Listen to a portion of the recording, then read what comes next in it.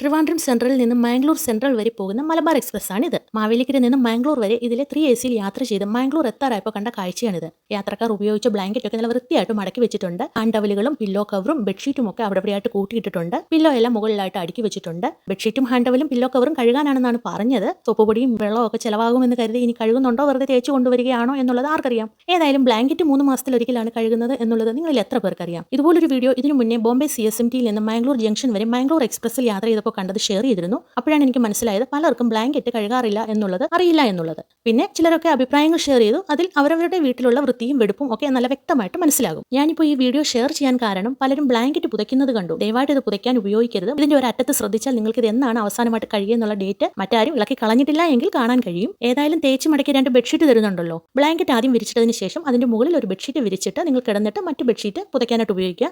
അല്ലെങ്കിൽ വീട്ടിൽ നിന്ന് കൊണ്ടുപോകുക. ദയവായിട്ട് ബ്ലാങ്കറ്റ് പുതയ്ക്കരുത്.